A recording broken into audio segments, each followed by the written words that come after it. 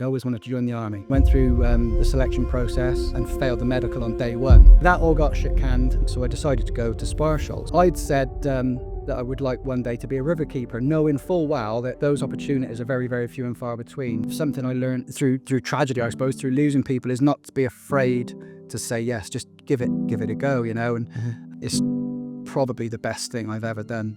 There's a really thriving population of fish in that river. In my working career, this is by far and away everything I ever wanted, really. You're very much a countryman. Your country skills that I've learnt this morning is pretty vast. Do you think that's a dying art? I think there's not much thought given to the wider environment, and there probably doesn't need to be. If you're going to a carp fishery that's within a fence and there's 20 swims and there's 20 guys, how much influence can the weather or the wind or atmospheric conditions or anything have? I just assumed your job was hooking tampons out the river. I didn't set you here. I haven't had any of that yet, but the phone rang one evening. Oh, there's poachers at the top end, so off I went in the truck. Naively, I stopped the truck on the bridge, being an idiot. I took the truck off the bridge, turned around and thought I'll have another look.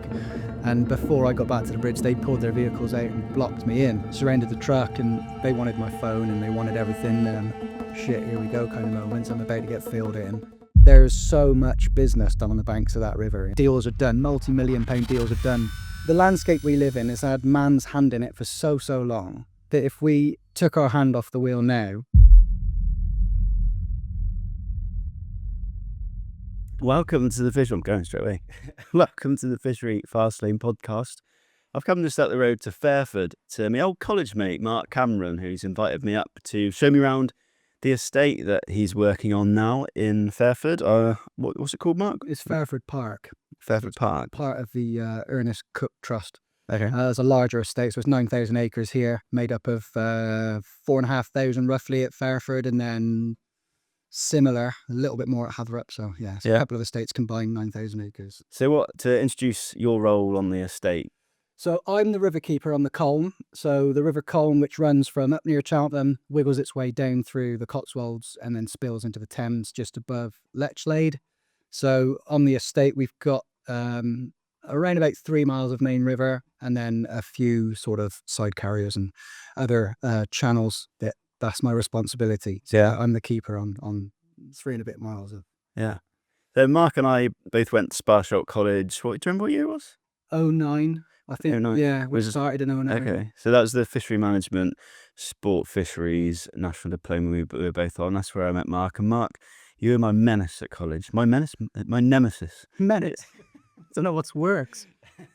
Because I knew you were, I'm gonna insult you straight away, that there was a crowd of you that had more life experience than perhaps some of us coming out of Well, I'm a little bit older than you. And I knew that you, with a bit more life experience, a bit more hunger, a bit more direction and kind of had a bit more foundations behind you, a bit more experience. And I knew that I was at Sparsholt for a job in fisheries management. And I knew someone like yourself, Mark, was going to be top of the pile. And I was gutted because Viv and Simon on the second year, I think, when they were in quite the early days of their VS fisheries, and they were looking for some help on the farm for a winter, and Mark and his group of mates, they all got to go and work with Viv and Simon, and I was that's what job I needed. I need to get in that. I was bloody Mark. But we suit you now. You would have. It was hard work, as you know now. Anyway. Yeah, crikey. But we got so in 09 we started. It would have been the following winter, I think. Yeah, myself and a couple of others were lucky enough, and I then went on and done 2 or 3 seasons with them doing that. Yeah, I wouldn't want to do it again now. It's one of them jobs, isn't it? Once you've done a winter, even a few weeks of it, and and there's not a lot of reward in it, other than the enjoyment and the banter and all the monetary reward. There's not a huge amount in it at that level. No, I can imagine. Like when Viv was on the podcast, I think like it's great seeing your fish that you've been growing all summer for I do it on a very small scale, don't I? But when Viv's doing it every single day, or the boys there every single day, more and more carp, and it is just a case of rinse and repeat. I don't know if I envy them now. The job I thought I wanted back at college, but there's no glamour in that. No, crikey. Can you paint a picture? Because I didn't know this part. What life was before Sparsholt College for you? So I went to Sparsholt at the age of 26 as a mature student. So I'd been. I was a trainee coach builder initially. I had grand plans. If I go right back, all the way through school, I didn't think I needed school because I was going to join the army. I'd always wanted to join the army. 16, went through the selection process, got all the way down to Purbright for my selection training, and failed the medical on day one. Right. Yeah, so they found a irregular heartbeat, which they sent me off into London, have that checked out. That was fine, nothing wrong with that. But they also discovered, I would have been nearly 17 at this point, that I was colourblind. Now, I'd gone all the way through my life not knowing I was colourblind. Right. I suppose you see a colour and you just assume that's how it always looks. But I failed all the tests they tried to put me through there. And that didn't stop me going into the army, but it took off the jobs list the one thing I really wanted to do, which was to go in and join the Royal Electrical and Mechanical Engineers. I wanted to do something and come out with a trade as well as travel the world and, serve the country. Anyway, that all got shit canned, and I didn't really know what to do because I hadn't come out of school with any good grades. I hadn't done well at school at all. Never worked for me, school, classrooms and all that. So ended up going into a traineeship as a coach builder. So building showman's living trailers. So every skill you can imagine, from carpentry, metalwork, painting, all that, joinery, all that kind of stuff. Great. I had a good couple of years doing that. And then I ended up leaving there for a higher paid job as a forklift truck driver, actually. And I did that for the next, 5 or 6 years, maybe more than that. It would have been about 5 years, I suppose. Yeah, working nights, 12-hour nights, 4 on, 4 off, which was good for me fishing, lots of time off in a week and stuff. But it was a good wage, I was sort of from the age of, what would I have been, 19, 20-ish, right through until mid-20s doing that.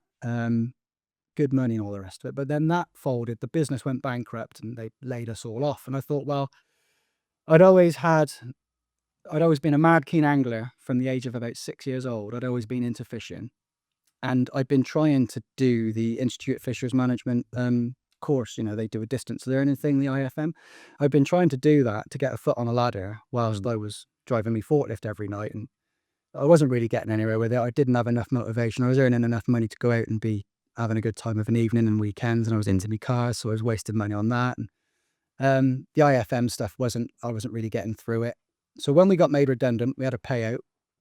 I thought, well, rather than waste it, I'll fund my next 2 years and retrain. So I decided to go to Sparsholt. So rather than sign on, I went to Sparsholt on the fish management course. Right. And that was me then from 2009 through until I think we finished, it would have been 2011 or 12. I don't remember. So yeah, that was what sort of drove me down the Sparsholt route. Right. Yeah. And of course, back then, I don't know if it's the same now, but the government then would, rather than have you signing on to make unemployment figures look better, they would much rather have you in education. So it was all fully funded. So I had my redundancy money plus all the bursary funding that the college provided through the government for an adult traineeship. Yeah. So, and I had digs at college. I didn't really stay there that much, but I had the option of the digs at the college. And that sort of funded the 2 or 3 years we were at college. There was a lot of grants and handouts and bursary funds for everything from travel to food and everything. So yeah, it's when we've had a look around the estate today, and we'll get on to all of this later, but when you show me around the estate, I've obviously been involved in carp fisheries and fishery management side of things, and walking around this morning, you were showing me around, I think how wrong I've been of thinking this is what you want to do, because it's not until you see what you're doing here and the landscape that you're working in I realise now that it's such a different management model to what I'm used to. And I learned a lot from you just walking around this morning. But when we were at college, I remember you saying that there was a dream that you had said on day one that you had to stand up and tell a group. We did this introductory piece, didn't we? So you have your first week at college is all about orientation, finding your way around and introducing you to people and tutors and whatnot. And I remember on day one, we all had to stand up in this function room and went around the room, stood up, introduced yourself. And I get up and I say, I'm Mark, I'm from the Forest of Dean. And, talked a little bit about my river angling. And my dream would be to, they sort of wanted you to come up with a job that you thought you might want to go for at the end of this course. And I'd said, that I would like one day to be a river keeper, knowing full well that those opportunities are very, very few and far between. Maybe even fewer and further between back then than they are now. There seems to be a little bit of a shift in the industry in recent years where keepers of old have moved on and there's a younger cohort coming through, which I'm sort of part of now. But yeah, back then when I said that, it's sort of nothing more than a pipe dream, really. As a river angler, I thought, one day it'd be great to have my own river to look after. Yeah, as long as before. So yeah, that was now looking back, it was quite just a little moment in time that you look back and go, oh, bloody hell, I actually got there. You know? Yeah. So did Sparsholt serve you when you left the college there? Would you say that you came away from college with opportunities? Yeah, I think so. Confidence more than anything as well. You come away from there with great contacts, which I'm still in contact with lots of people, not only students that we were at college together with, but also I still speak to Viv. It's rare that I speak to Scotty these days, but I speak to Viv. So you've got this network, and it's wider than just the people that you studied with. So the neighbouring estate here, the keeper there, he was at Sparsholt with us doing the game management, so I sort of know him through Sparsholt. Our own gamekeeper here on the estate, he went to Sparsholt. So you've got these old school ties, because there aren't that many institutions around really that provide the sort of scale of things that they do at Sparsholt. They do cover a lot down there, you know. Right. Being an agricultural university, you sort of, a lot of people you meet in and around the industry, oh, I went to Sparsholt, so I think it did. Yeah, and I loved it. I never really got on with school, like I said. And I was a bit worried about going back into the classroom and any form of education. But what I found was going back into something that I really had a passion for, that overcame all of those issues, because I was no longer just learning maths, science, English, geography. I was learning about something specific to my interests. Yeah. And I didn't drop a point over the whole course, similarly to yourself, distinction in everything, and aced it all. The only thing I didn't win was the silver trout, which obviously You like to remind me how I'm swimming with trout, don't you? well, the silver trout would be quite fitting now on the river, wouldn't it? You don't want what I've got. My grandparents have they've got it on their mantelpiece, me with this silver trout, and of course I'm a chubby spotty horrible little thing, screams virgin on the side of their mantelpiece. Keeps the kids away from the fire. So I don't ever publicise that picture. Hello, this is our mate we've got on the podcast. Is We're might have recording, we're recording with a 4-month-old Springer running around who's not yet learned how to behave. So, yeah. But what? Okay, so after Sparsholt, where did you go from there, Mark? I toyed with the idea of staying on and doing the degree course, but whilst I was at Sparsholt, I met my missus, my now wife, and I just couldn't really stand the idea of another couple of years being away, or staying away, or being away at college or any longer. So I'd been lucky enough to get some work of my own, private work with a stillwater fly fishery as part of a larger farm, which I became very, very involved with.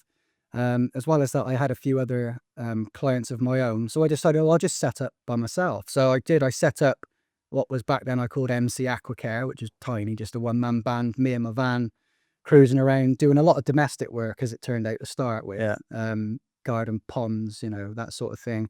A couple of clients I had were larger scale, but still not fisheries, but just large ponds and small lakes within the grounds of their properties, which was good. It paid the bills. You're never going to earn millions in the industry. No. That's something I've definitely come to realize. It's not going to, the streets aren't paved with gold, but it was great. And it gave me the freedom to work where and when and how I wanted, which was nice.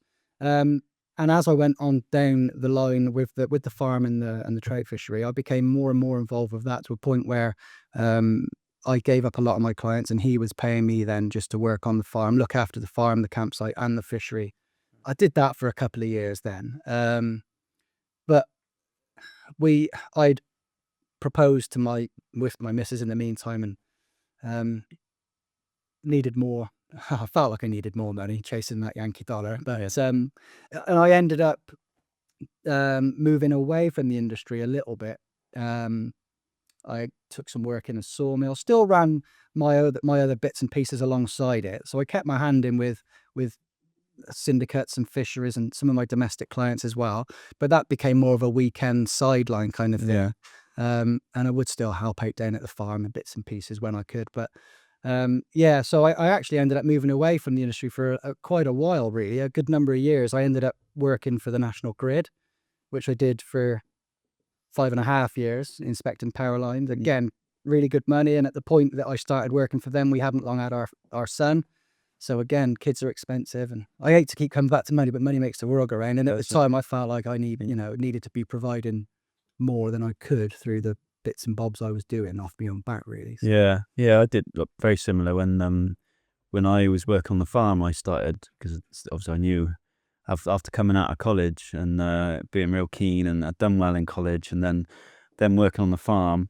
I remember I put some ads in the paper for little pond cleaning stuff, and I got phone calls and you're going out and quoting for bits, but I didn't have enough want to do it, and that's why it sort of didn't ever go any further with that. But I remember at your college when you were looking after water right from when I was, I looked up to you because you were already looking at water, looking after water, which was what we were all going to do. You were miles ahead of everyone at college. But it was never really the type of waters you it was. I always felt like it was a means to an end. It was just keeping enough of a toe in the pond to keep you interested. It wasn't really where I'd seen myself, and I couldn't really scale the business as much as I'd love to. I'd go and look at big jobs. I remember looking for big jobs at big holiday companies that had lakes and rivers and bits and pieces, but I couldn't see a way that me as a one-man band could take on those kind of bigger scale projects. Maybe if I'd have been a bit braver, or if I'd have had somebody with a bit more business background, they could have steered me a little bit and may have gone somewhere, but it always just felt small scale, really. I'm sure we'll get on to like where you are now with you're very much a countryman. Your country skills that I've learnt this morning is pretty vast, and I didn't know you knew half the stuff that you knew, and you can't learn that at college because I didn't. I don't know. I could just be. So where have you got all that from? What's made you sort of go down that route of country living and living off the land, as you call it? What's sort of inspired that? Where does that come from?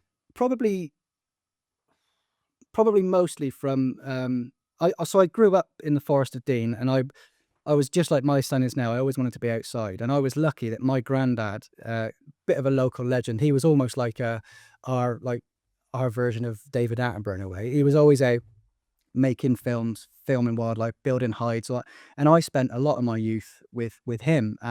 Similarly, my auntie, her partner Rob, he was a big influence on me, and he was an angler as well. We were always out fishing, making, like my son does now, running around sharpening sticks and all that kind of stuff.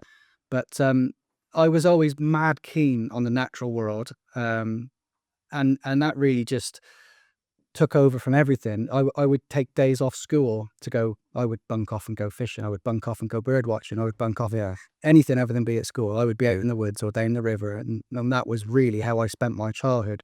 My grandparents had a house in the middle of the forest, miles from anywhere, and I would ride my bike there several miles to get there, and I would just tell my mum I wasn't well, and I'd just stay at Nan's house, just out in the woods tracking deer. I had my own camera by this point, and I would be out photographing deer and all that kind of stuff, and that since has just translated into the deer management, stalk, and all that kind of stuff that we do now as a matter of daily life on the estate.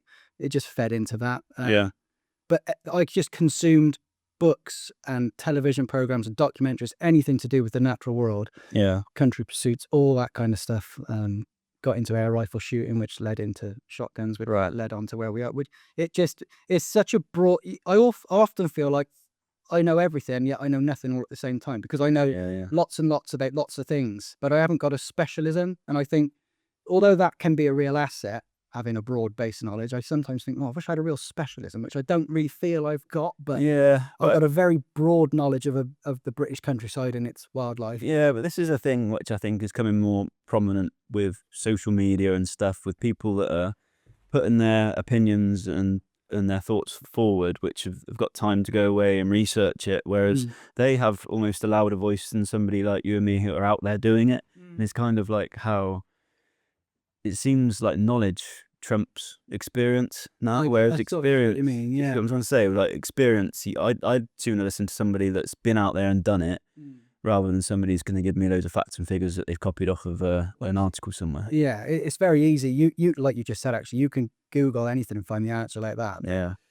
We didn't have that luxury. I certainly didn't have that luxury growing up. So the way you learned things, the way you put two and two together, was actually being out in the field and doing that, And as on a previous podcast, actually, I was having a similar conversation with a lecturer, Dan Hatherley Herford, and we were talking about AI now, how everyone's asking AI so much, and AI is going out and scraping the web, the internet for information and providing a conclusion. So if that information it's scraping is inaccurate, then either we're going to get worse and worse data, and hopefully we're going to rely on actual experience, like you and I being out there doing stuff, which hopefully is going to keep things more consistent. But that does worry me with all the AI stuff. Yeah, But, you can't really beat like boots on the ground, no, that's right. time served experience. You can't really beat that. No, but when did this opportunity come into the picture for you? That was So sort of in your dream? really recently, only this in the last 6 months. So it came through, but again, one of those old school ties with Sparsholt. I knew John, the previous keeper, through a friend of ours, Sam, who was also a keeper. And years ago, he'd had a spaniel from me years ago, and John was a mate and Sam was a mate, and he was looking for a dog, and I had a dog I needed to get rid of. So he had a working gun dog off me for nothing. I was happy that it was going to the right home, and I had to get rid of the dog. I didn't feel right charging him for it, so I let him have the dog. And then all these years later, John's decided to move on from the position on the river, and he's called me up and sort of said, "Look, I'm moving on. Do you want to stick your hat in the ring for this?" And I was just couldn't turn the opportunity up. Yeah. To have a keeper's position in your home county. Yeah. Wow. Yeah. But like I said, it just came from contacts, keeping in touch with people, maintaining a base of knowledge, and also never turning down opportunities. I don't something I learned through through tragedy, I suppose, through losing people, is not to be afraid to say yes. Just give it a go, and it's easy to say no and worry that you'll get it wrong or whatever, but I think I've been pretty good in recent years at not doing that. And not that I've pursued this dream and chased it down, because I don't feel that I have. It's not like I have made this conscious decision to never give up and become a river keeper.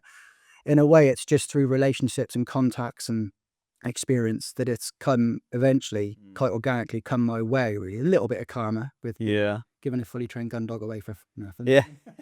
But it's like you said though when we spoke earlier, that it's not going to make you the wealthiest man in the planet, but you had to sacrifice a lot from your previous job and where you were, and then sort of settled in further in Gloucester. We were down in the Forest of Dean, so it's like we're up on the opposite edge of the county now, really. So we've travelled right from the western edge of Gloucestershire over to this side, where we're nearly into Oxfordshire up here, really. So. Yeah. So like we said, how was a big sacrifice for you, and it's not one of those roles that it's going to be. You're not chasing the Yankee dollar as such. No, it was a massive pay cut. Obviously, that is offset by the fact that we're in a keeper's cottage, which is nice. The job came with the house, they came with a truck, and all the toys I need to be able to do my job effectively is provided. Very well resourced, I've got to say. The estate, they do provide everything that I need to do the job to the best of my abilities. But it isn't the case that I'm a keeper and I've always been a keeper. It's something I've always wanted to do, and I've made sure I've got the knowledge and the skills to be able to do that, through previous experience. But as we sit and speak now, I'm 6 months in to the new job up here, and it's probably the best thing I've ever done, work-wise, not taken out of the equation, like big life events, you can't trump having kids and getting married and that. But in my working career, this is by far and away everything I ever wanted, really. And to be 50 miles from what I call home then, back down in the forest, I can still, within an hour, be with friends and family. Pretty cool. Yeah. That's not to say one day we won't end up in the Highlands. We definitely will. But at the moment, this ticks every box. So. Yeah. So you started in the spring of this year, 2025. So would you have been chucked in at the deep end with it being the driest year on record, or summer on record? Well, back in March when I started, obviously we didn't know what was ahead. The summer has been the driest ever, I believe, on record now. But I wouldn't say I was chucked in at the deep end. I'm lucky in respect that the old keeper still works on the estate, just in a different job role. So it's dead handy having him. Any questions or queries I've got, he's only a phone call or a cup of tea in the yard away from, getting a bit more information on that. Right. It just took a little while, and there's still areas now where I'm not 100% familiar with. It's a big estate, but it just took a little while to familiarise myself with ways around access points, where all the hatches are, all the various different components of the river. But it didn't feel like a huge step. I think because I've always been on rivers, I've always been a river angler, I think that I never feel happier or more content than when I'm in the waders in the river. Right. It just seemed a seamless transition. Because your angling was a lot of mixed species, wasn't it, before you got the job? Yeah. Has that sort of played a role in your management, or is that, because I can't say that we both went through Sparsholt at the same time. I can't say that I came out with much I didn't feel like equipped to step into a role like you have done now.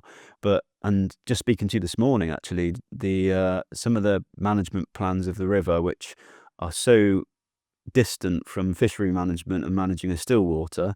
You were explaining about your felling willows into the water, whereas we're often encouraging fisheries to get them out, and to create an interesting environment and flows, and we will be able to speak a lot better about it than me. But has that been easy to pick up, or were you equipped before you come into the role? Or? Yeah, I think I always, because angling for me was never just solely about the fishing and what you catch. I think angling for me has always been about that connection with the natural world and understanding the environment. So if I caught something, or if I witnessed some behavior somewhere, I always wanted to know why. So I always then delve deeper into the whys and wherefores of why that fish is behaving the way it is, or why did I catch there, and why were the conditions, what dictated what happened. So I'd always gone much further into my angling than a lot of people would do in trying to understand the environment, because I think that puts you ahead of the game. Yeah.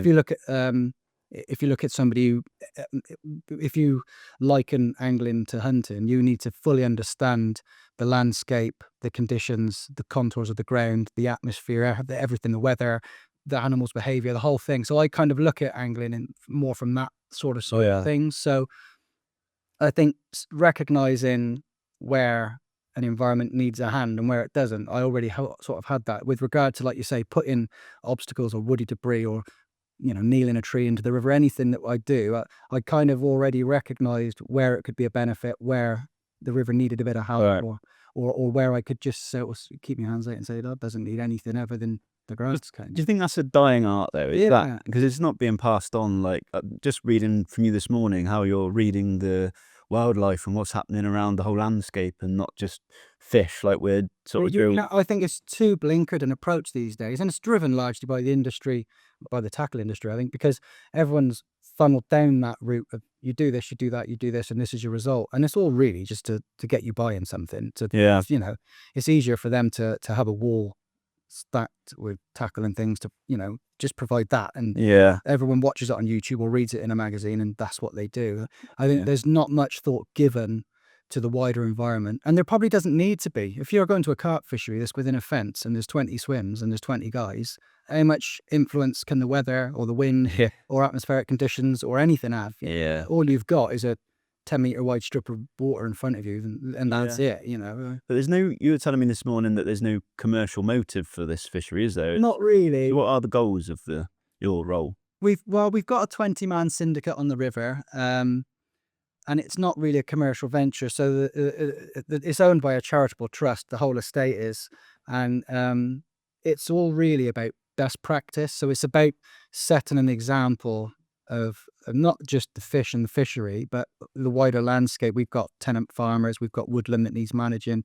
Everything that we do is all about like stewardship of the land. So Right. the way that it should be done, best practice, and that's kind of where the river's being taken, and where I'll continue to take it, is down that route. We don't want to be pouring hundreds and hundreds and hundreds of trout in every season just to Right. keep anglers happy. It's more about having a sustainable wild fish population and managing the ecosystem to support that. And and like you've seen today, we've got otters on the river, we've got little egrets, great white egrets, herons, we've got kingfishers, we've got lots and lots of things on that river that predate on fish and anything else that lives in the water as well. Yeah. But there seems to be a balance where there's room for everything to Yeah. coexist, because of the management practices sustaining that wild fish populations. Yeah. But what would the motive be for your employer, though, to employ somebody, to put somebody in a role when it's not.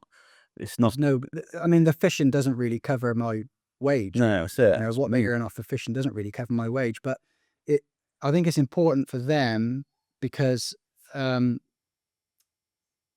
river, as much as you could sort of take your hands off completely and just give it over to nature, which a lot of people try and do these days, don't they? Rewild and all that.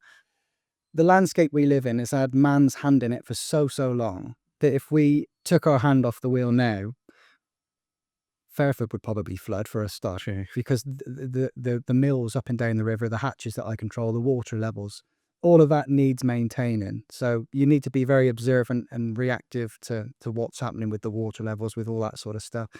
So I think there's a lot of that being good landlords kind of thing, keeping on top of everything. I'm Ben Pinniger and I'm your podcast host. For those of you that don't know me, my business is called BP Milling, where I specialise in producing plant-based pellets for fisheries that break down fast. I farm my own carp entirely on my pellets, and you can see me doing exactly that over on my BP Milling YouTube channel. So if you're enjoying the Fishery Fastlane content and you haven't discovered the BP Milling YouTube channel, then there is loads more content like this where we deep dive on the science behind running fisheries, how to run fisheries in a healthy way, and how I farm my carp. There's loads of video over there of me doing exactly that. If you're interested in finding out a little bit more about my pellets, we have an online shop where you can purchase the feeds directly, delivered to you in bulk or in single bag quantities at www.bpmilling.co.uk. You read a lot about in the news about the pollution, and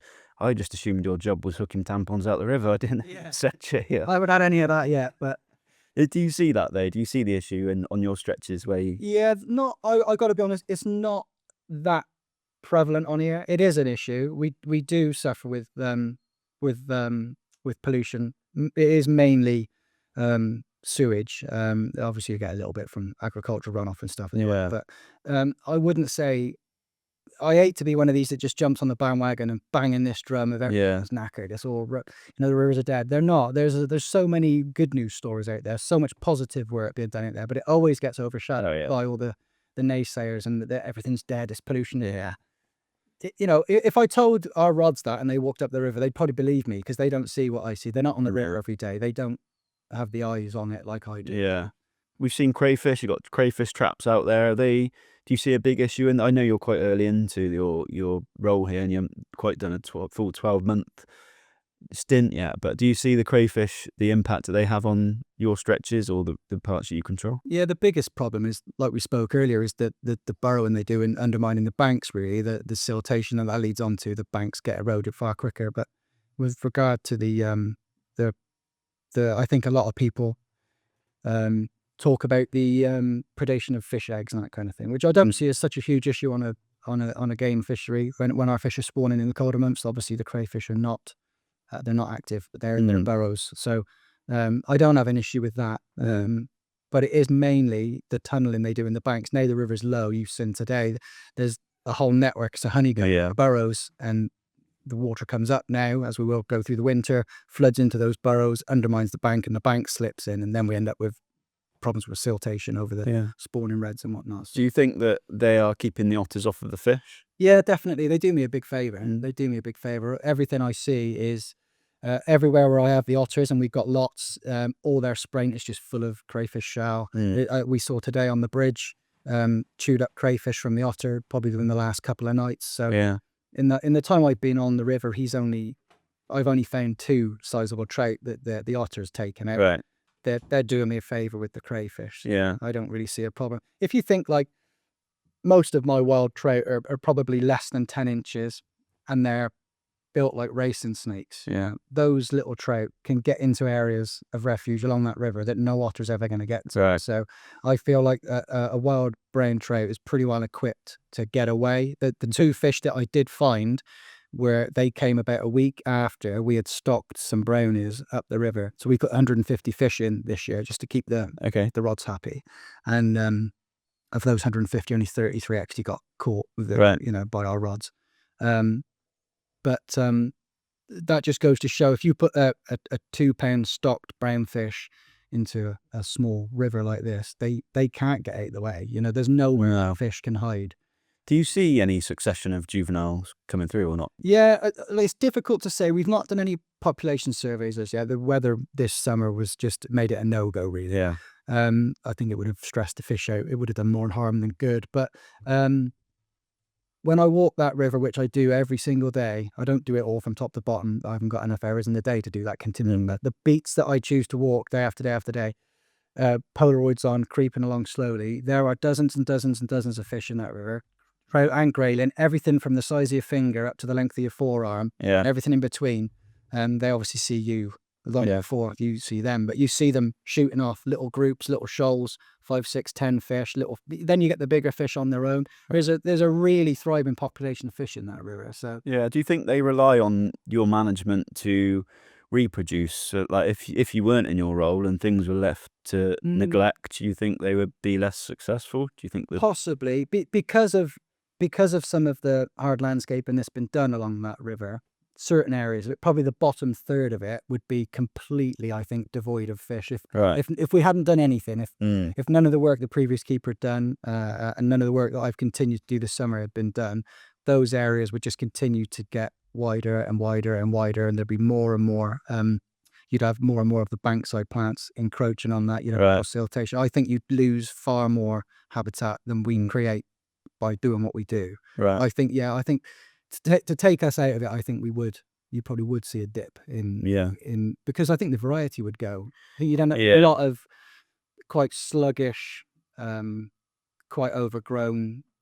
It probably wouldn't suit trout particularly well. It might suit other coarse fish species, but we haven't got those here. yeah, right. So I don't think we'd see an increase in numbers. No, I think it'd go the other way. well, I can certainly see the your hard work with the amount of mowing that we've done. A good bit of Cutting other grass. yeah, so it just looks beautiful. And you imagine if that wasn't done, you'd hardly know there's a river there. I know, yeah, and I do get a little bit. Me and the keeper have a bit of back and forth on the mowing, and it is something I am certainly going to do differently next season. I think where we've got really wide grassy rides, I'm going to reduce that down. I Right. can't really see the value in having something this. What would it be? Parts of that pathway are 10 meters or more wide, Right. and it is just like a lawn. And I think, well, there's no variety of habitat there, No. no biodiversity there. It's better just to go up and down with the mower once, 2 meter wide path, and then Right. leave everything else. Are you steered as a river keeper by any organisation to tell you how to do your job? No, there's always help and advice out Yeah. there from organisations and bodies, but not here, not No. at all. It really is my playground. I can choose how, when, and why I do what I do, which is great to have that freedom. Yeah. It would be. I wouldn't want the job if the land agent said to me, next season we're doing it this way, and you're stocking 1,500 trout. That would be Yeah. it for me. I'd be Yeah. looking for somewhere else. I've got no interest in filling that river with stock. No, right. And how do you see the landscape of the angling for that sort of trout fishing and fly fishing?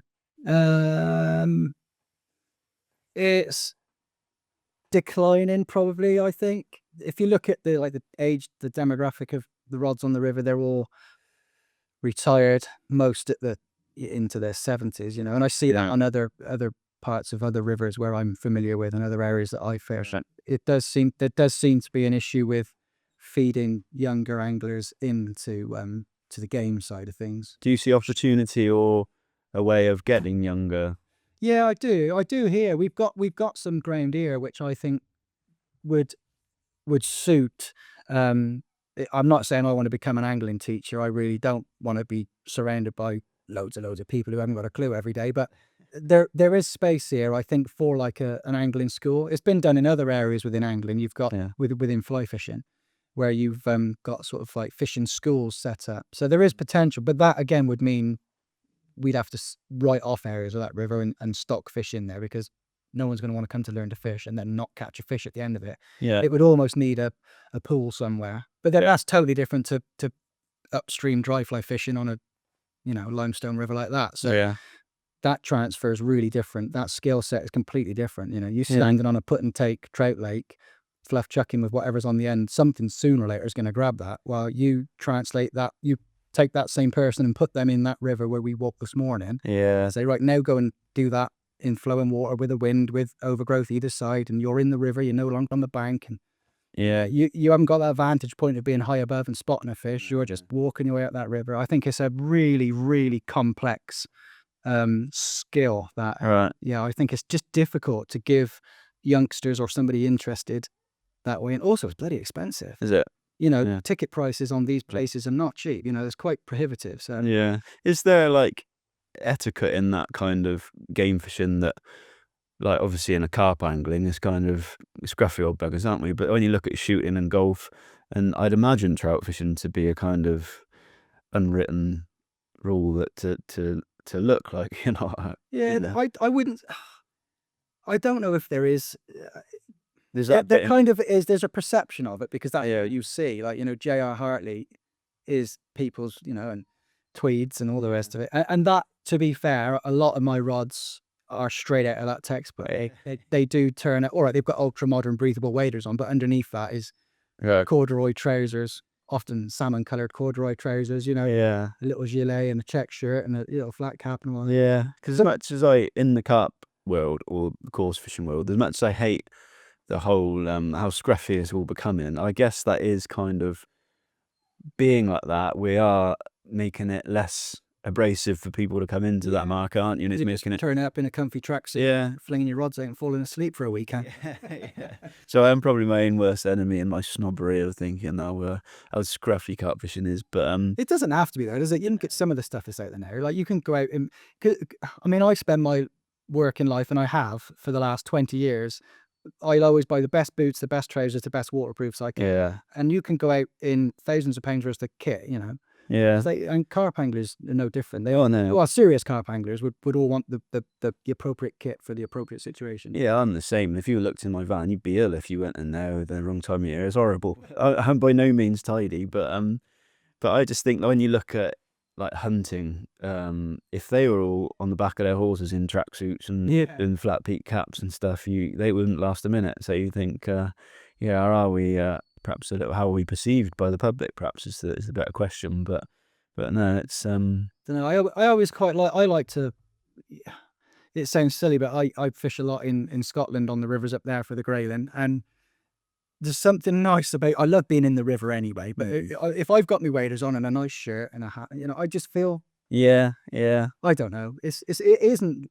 No one says you have to do that, but I feel just feel more happier. traditional. Yeah, I love the tradition of it. So I never poop. Yeah, but yeah. But going back to the role of river keeping, I learnt a lot that a lot of it with what you do is you're a countryman, and the crafts the skills that you have to have. And you kind of have to be a bit of a jack of all trades, don't you? A little. It was really refreshing, actually, hearing your son Isaac, who was with us and tearing about in the gator and getting us from A to B and opening gates, how keen he is to follow in your footsteps, it seems, with his interests and sharpening sticks as we're going. Yeah, he loves it, he does. And that's been great. That was one of the big drivers for coming up here was to give him a life that that I would have loved to have lived. Yeah, absolutely. When I was his age, he's just got bigger toys than I ever had now. Like he's out in the truck and in the gator and in the tractor. Every opportunity he can, he wants to come out. Yeah, wicked. Yeah, it's good. That's like you think a lot of the lads that are perhaps not so lucky to be. Fairford's a beautiful part of the world, so I found a job here and to bring in up a. Yeah, it's a lovely back garden. I mean, it is just he's got a playground that. You'd think any kid would be jealous of, but I think the reality is these days a lot of kids, whether it's because they've never seen it or haven't had the opportunity, a lot of kids just haven't got no trust, have they? No, and I think we don't, because it is a traditional kind of, I guess, profession, if you want to call it that. But like the jobs you have to do, like you have to control populations of certain species, like perhaps your cormorants and stuff. And we were talking in the pub as we had lunch about how perhaps Isaac at school, people knowing that his dad is a river keeper. How he knows, he tells everybody the second thing that comes out of his mouth after a hello is my dad's a river keeper. Yeah, he's quite proud of that. So, is there any like public perception of what you do and the modern sort of how we're told to live our lives and people looking in on what perhaps we do in the countryside to control populations? Is that seen as sort of scumbaggery? It probably is, but I wouldn't know because I don't put myself in those sorts of circles where I'm going to have that kind of feedback. And also what I do day to day, whether it be with cormorants or crayfish or foxes or anything else, mink rafts on the river, all that kind of stuff, people don't see it going on. And I don't publicise the fact that it's going on. So no, it's almost like got to the point now where if I ever go and see your mates and we go out into for a night out or whatever, if you start speaking to people and they hear that I'm from a dairy farm, you almost feel like sorry to tell them. It's like you feel like they're not going to like what I'm because it's just the way that we're told to believe that it's unethical is what probably the word I'm searching for. But yeah, I just think I just wondered if that was anything that's crept into either side of it. And no, it hasn't. He's pretty good, and I'm always really open and honest with him. If I'm a great example of this, yesterday we were out with the dog up the river, and he's flipping stones and he's catching bullheads like he did today. Well, yesterday he'd sharpened a stick and he flipped a stone, and there was a bullhead lead there, and he said, "Oh, I'm going to stab it with my spear." And I said, hang on, you're not. Why? Why are you going to kill? Why? What's the purpose? If you kill that bullet, what purpose does that serve? Yeah. And that stopped him dead in his tracks. Yeah. And I could see him thinking, and he didn't. He wouldn't do it. Yeah. You know, I'm not saying I've done the same thing when I was a kid. I used to catch him with forks. Yeah. And I'd go down the river and I'd put him on a big hook and I'd fish reels with him. But that's wrong. I shouldn't ever have done it. But you learn that as you grow up, you know. Yeah. I don't want him, he could learn that without doing it because I can tell him. Yeah. But he's good because I'm open and honest and I explain the reasons behind why I'm doing, you know, why I might trap a dozen crayfish today and squash them all on the bank. What's the benefit of that, you know? Yeah. Same with the cormorant, same with anything really. Yeah. Right through to anything we do on the estate. You know, why are we taking the deer out? I fully explain it to him. So if people at school do, you hope they wouldn't in a rural environment like this, but there's people move into areas that don't understand. But he is pretty well equipped with the knowledge he needs to fight our corner, you know, because it is easy to get that kind of the finger pointed at you for just being barbaric and you're killing things for the sake of killing things. That's never the case. It's definitely not the case for me. If I'm pulling the trigger on anything, then we're making the full use of that beast after it's on the grass or whatever it might be. If I take a fish from the river, you know, it's never wasted. It's important that he sees that because it can't be indiscriminate or without reason. There has to be a purpose behind it. So and I'm passionate about that. And you know, I've spoke to you today about the field to fork kind of thing. I love the fact that we are now we're not, you know, fully self-sufficient. We're not living off the land, you know, we're not cavemen, but the freezer's full of things that we've harvested, which is great. You know, I love that we don't have to pop to the shops anymore. When we want to put a steak in the pan, we go to the freezer and there's meat in the freezer that we've been out and hunted ourselves from the estate, and that animal lived its life free, did exactly what it wanted to do. Yeah, it's almost like we're frowning upon the species that we used to be, and it's like, well, we're probably the unhealthiest sort of our time as humans is now in sort of frowning upon the way we used to do things and hunt things and the way nature does hunt things. Yeah, every animal that lives, every creature on the planet survives off another, you know. We're not going out there and popping off things willy-nilly. No. But in the management plan that we've got for the estate and that all farms and all agriculture has and forestry and all the rest of it, crops need protection. So we're just protecting the crops, but we're making use of the pest. It's not getting bulldozed into the ground and being wasted. And that's important to me. It always has been. So with the river keeping role, do you find any issues with poaching? And yeah, we do have a bit of that because we've got pretty easy access at the top and the bottom. There's no public access in terms of footpaths along the river, but we've got river crossings above Fairford and one below here where we do. Yeah, we see them. It's in the summer when the weather's nice and long evenings. You get travellers come along and try, you know, pass their arm off the bridge and bits and pieces. But it's not prolific. It's not all the time, but it's just occasionally you do. I think I told you earlier, I had a pretty good scrape back in. I hadn't been here more than a couple of months, and the phone rang one evening, and there's poachers at the top end. So off I went in the truck, and quite naively, I stopped the truck on the bridge, had a good look. Yeah, there's 6 lads up the river. So what I should have done at that point was continue to drive and not turned around. But being an idiot, I took the truck off the bridge, turned around, and thought I'll have another look. And before I got back to the bridge, they pulled their vehicles out and blocked me in. At which point they surrounded the truck, and it was a case of calm down, keep your cool, and try and talk your way out of it because they wanted my phone and they wanted everything. I got pictures and whatnot, so they took my phone, and it got really threatening. It was one of those shit, here we go kind of moments. I'm about to get filled in, but I managed to talk my way out of it and got the.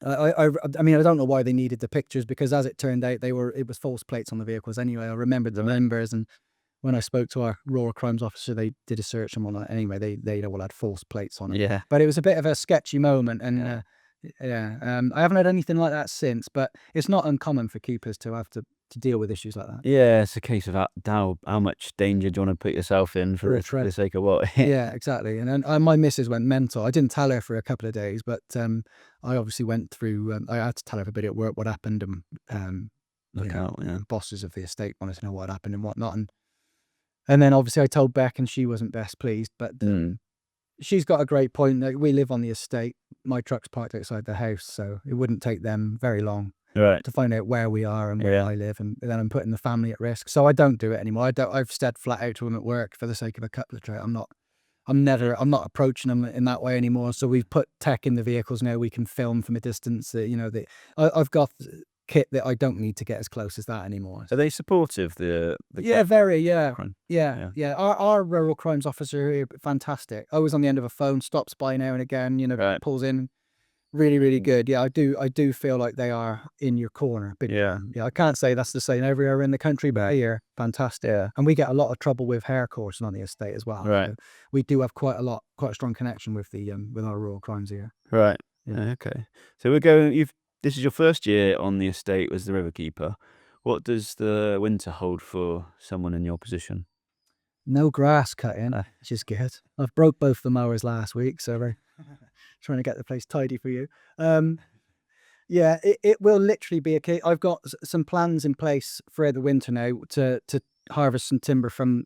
We got lots of woodland. Right. So what I want to do now is spend the winter making steaks and making faggots and sort of getting myself ready. Sorry. Put steaks and food. Yeah, steaks. There would be a bit of that going on as well.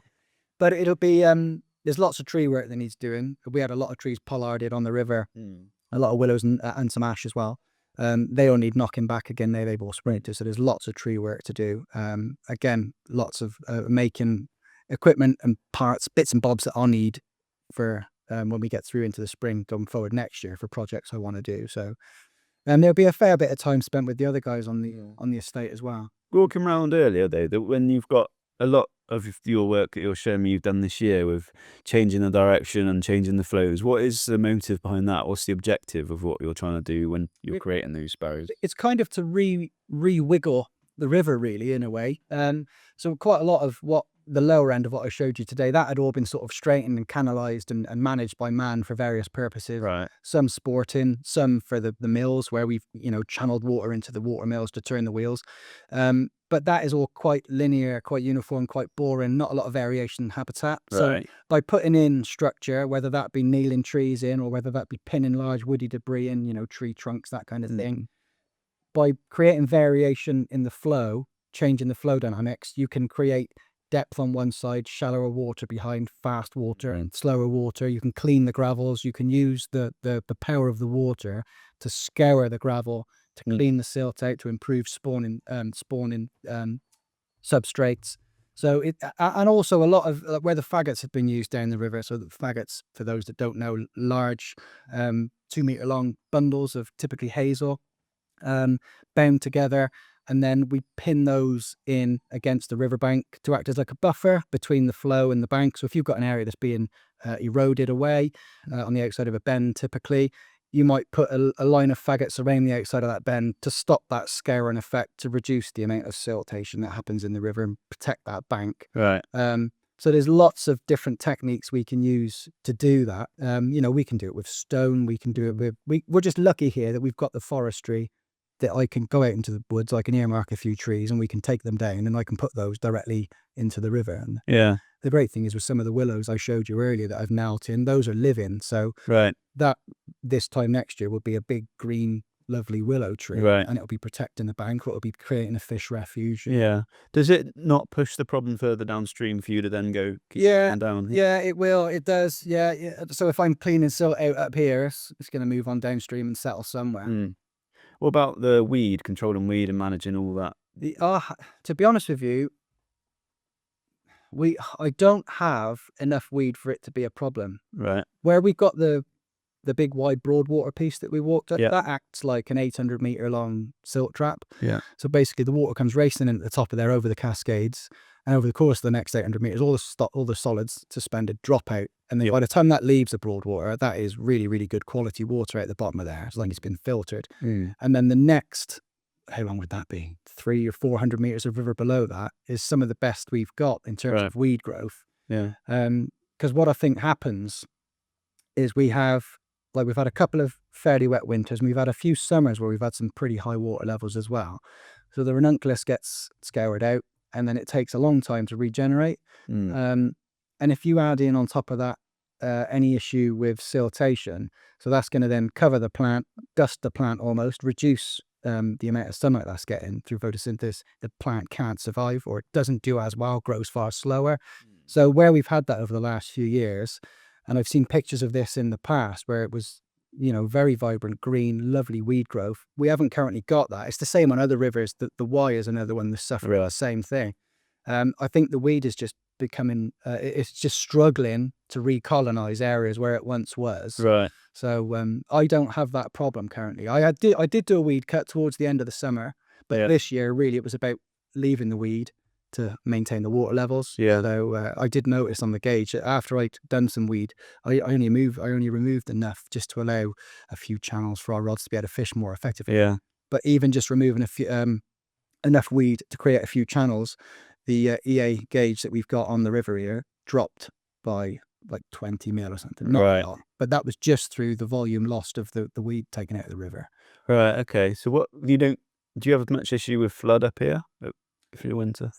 It's not like a really flashy river. It's not like your typical spate river where it will shoot up and spill out everywhere. It's more slow to react, a bit like your chalk streams. We're on limestone here, and the aquifers fill slowly, and the river comes up more slowly. So no, it spills out into the fields, but in terms of like big dramatic floods, not really a problem. No. And I've obviously, with the hatches up and down the river, I can kind of hold water back to protect the town, and then redirect it around and spill it out onto the old flood meadows and things. So there's a lot. Again, that'll be another big part of the job going forward. Would be, as we get through more and more seasons, you'll get more and more experience.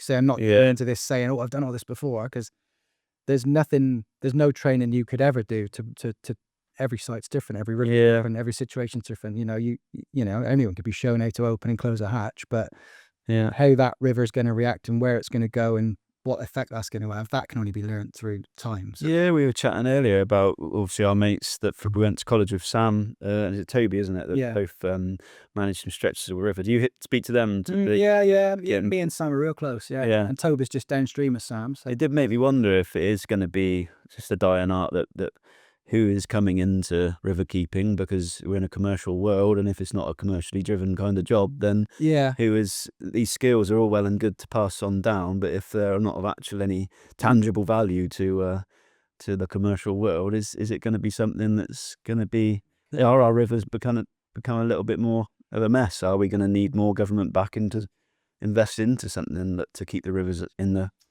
standard that you keep them at? It might be. I'm lucky with my employer here, because it's not a commercial venture for them, so I haven't got that pressure to deliver anything particularly.